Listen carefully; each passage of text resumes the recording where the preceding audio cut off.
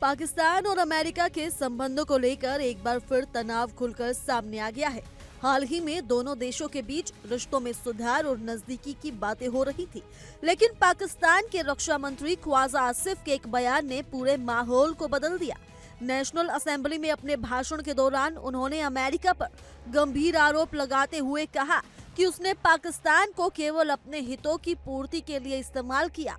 उनके शब्दों में ये केवल एक साधारण कूटनीतिक असहमति नहीं थी, बल्कि पिछले कई दशकों की नीतियों और फैसलों पर सीधा और तीखा प्रहार था। उन्होंने बेहद सख्त लहजे में कहा कि अमेरिका ने पाकिस्तान को टॉयलेट पेपर की तरह यूज किया है। जब तक जरूरत नहीं तब तक साथ निभाया और जैसे ही काम निकल गया उसे अलग कर दिया।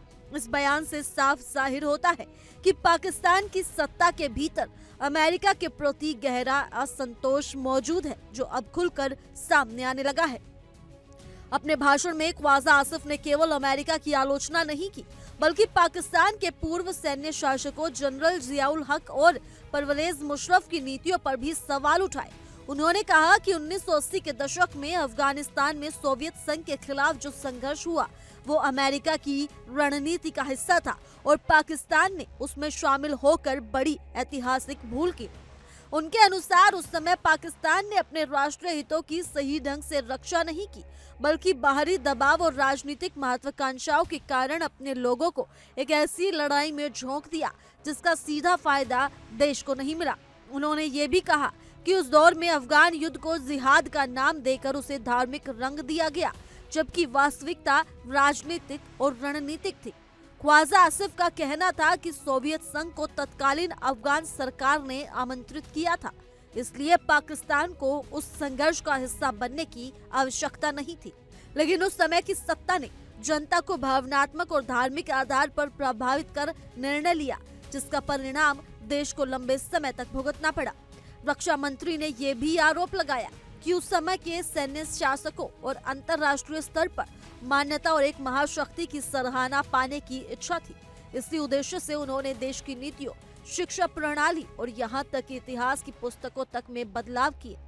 उन्होंने कहा कि पाकिस्तान के शैक्षणिक पाठ्यक्रम को इस तरह ढाला गया कि वो उस दौर की राजनीतिक सोच के अनुरूप दिखाई दे और इसका दुष्प्रभाव आज भी समाज में देखा जा सकता है। उनके अनुसार अफगानिस्तान की धरती पर लड़ी गई दोनों लड़ाइयां ना तो इस्लाम की रक्षा के लिए थी और ना ही किसी धार्मिक उद्देश्य से, बल्कि वे पूरी तरह भू राजनीतिक हितों और सत्ता की महत्वाकांक्षाओं से प्रेरित थी। अपने संबोधन में ख्वाजा आसिफ ने साल 2001 की घटनाओं का भी उल्लेख किया।